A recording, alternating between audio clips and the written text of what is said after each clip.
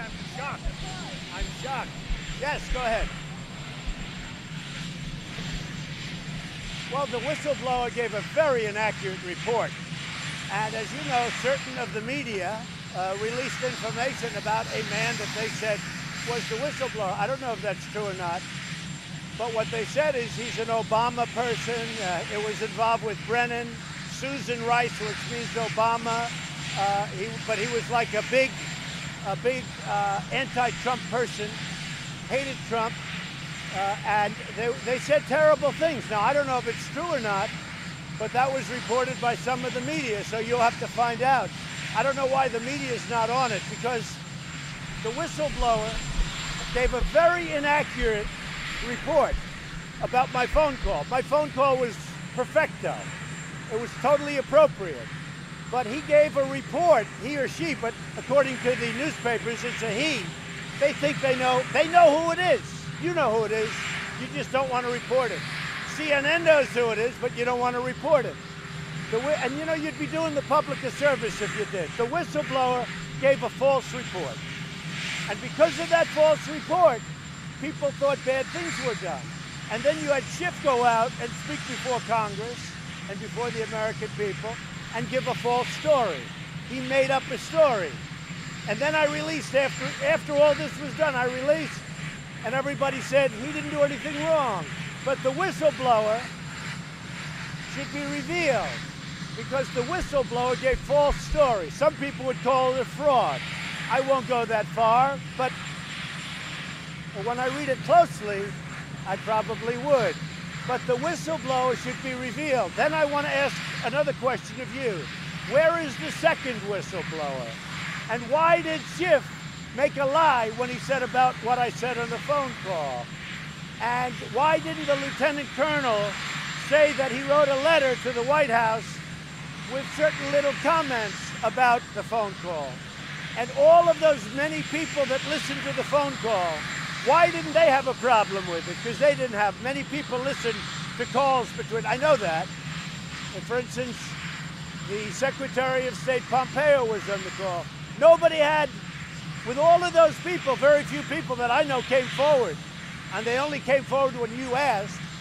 And some of them are never Trumpers. So, but why didn't all of those people listening to this absolutely, totally appropriate phone call, why didn't they come forward? So, you know, it's a whole scam.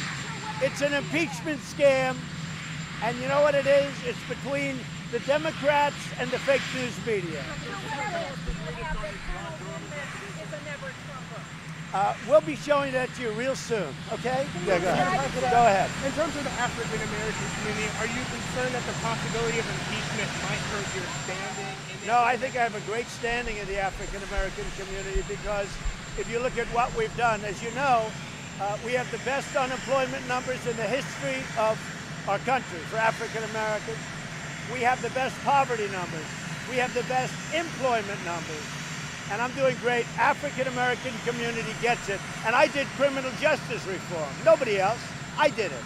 Without me, you don't have criminal justice reform. And that was for the African-Americans more than anybody else. So I think my standing in the African community, African-American community, is maybe the best. We're going to see. We're going to see in 1 year. But I think that I'm going to get a tremendous percentage of votes from the African American. I did one other thing. I did opportunity zones. And these are neighborhoods that a lot of people wouldn't be investing now because of what I did with Tim Scott and some others. But Tim Scott was fantastic, of South Carolina. We did opportunity zones. It's an incredible thing. So I think we're going to do great with African Americans. We have tremendous African American support. The name of the whistleblower. Have you thought about that? Have you thought of publishing it yourself? I'll tell you what, there have been stories written about a certain individual, a male, and they say he's the whistleblower. If he's the whistleblower, he has no credibility, because he's a Brennan guy, he's a Susan Rice guy, he's an Obama guy, and he hates Trump, and he's a radical. Now, maybe it's not him, but if it's him, you guys ought to release the information. Was there a quid pro quo? No, not at all. Not at all. Very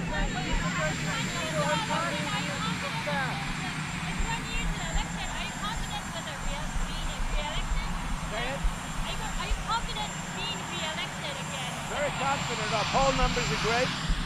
We're doing very well in the polls.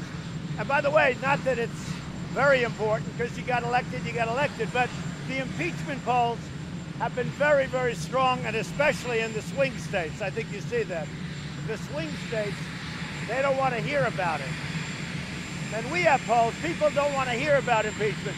The only one that wants impeachment to talk about it is the fake media and the Democrats, who basically, they work for the media. The way I look at it, the Democrats work for the media.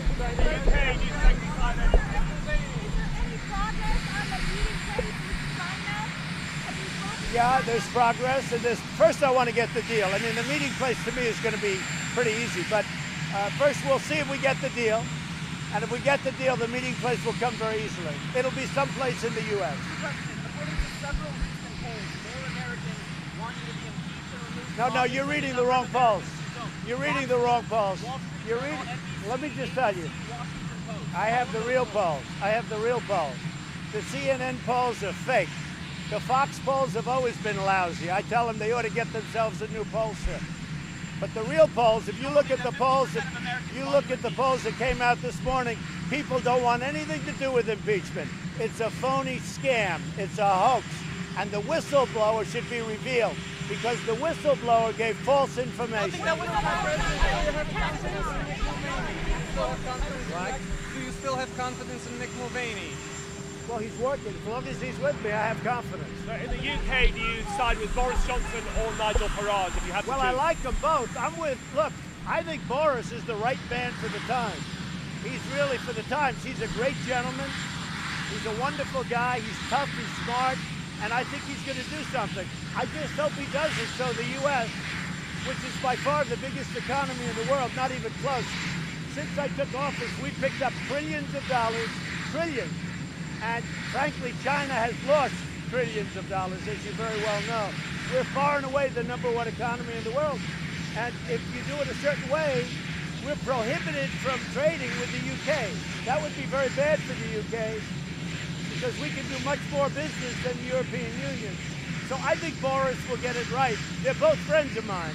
What I'd like to see is for Nigel and Boris to come together. I think that's a possibility. Mr. President, how strong is your support for Ukraine in their conflict with Russia? Very good. Have you ever called Putin to get out of Ukraine? Yeah, my support is very good.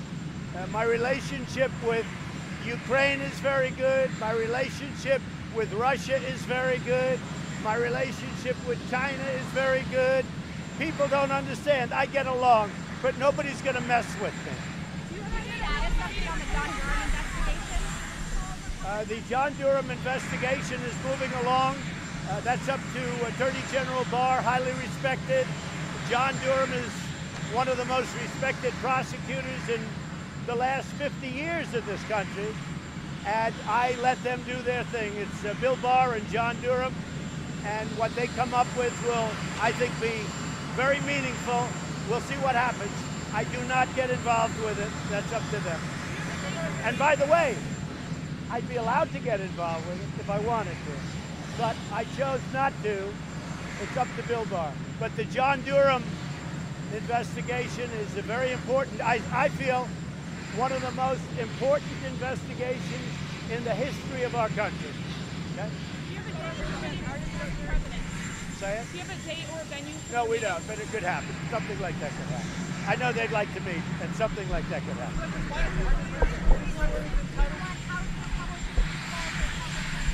I think that the House Republicans and the Senate Republicans have been incredible. I don't think there's ever been unity like we have right now. We had 195 or so votes. We didn't have one negative vote. The only one that had negative votes on the whole impeachment scam were the Democrats. I think Nancy Pelosi has lost her mind, and I think, frankly, that she should go back home to San Francisco. If you look at what's happening to her district is going to hell with homeless, that they're not taking care of, with needles all over the street, with tents, with people, with sanitation, with horrible things being washed into the ocean, into the Pacific Ocean. I think Nancy Pelosi, her district has probably gone down more than any district proportionately in the United States. And what she's done for that district, and then on top of it, you got fires eating away at California every year because management is so bad. The governor doesn't know. He's like a child. He doesn't know what he's doing. And I've been telling him this for 2 years. They've got to take care of it. Every year, it's always California. It's rarely somebody else or someplace else. But Nancy Pelosi ought to go back to her district and take care of it because her district has become a mess. #1 in the country for going down. All she thinks about is impeachment, but she doesn't want to impeach. You know who wants to impeach? The people that run the party, the radical left. Why don't you want John Bolton to testify, sir? And if so, That's up to him and up to the lawyers. It's really up to the lawyers. I like John Bolton. I always got along with him, but that's going to be up to the lawyers. Mr. President, there's a genuine concern there could be a government shutdown. Read the transcript. Read the transcript. But it says, I have no... Read the transcript. What about a government shutdown? There's a genuine concern. Democrats believe that you will hold up funding for the government because you're so upset about impeachment. Is that something that could be a possibility? What do you say to the American people? I don't think they believe that at all. But we'll see what happens. The Democrats I call them the do-nothing Democrats. They're doing nothing. They're not getting USMCA done. Everybody wants it. Even the Democrats want it. They're not getting anything done. Even guns, they don't talk about guns. All they can do is talk about one phone call made to the president of Ukraine that was perfect. It was perfect. It was a perfect phone call. And they're hanging their hat on this one phone call. And you know what? The Republican Party has never been so unified. That includes senators, that includes House. They've never been so unified. Can you commit to no government shutdown? I mean, people that are concerned, what would you say? It depends on what the negotiation. I wouldn't commit to anything. It depends on what the negotiation is. Yes?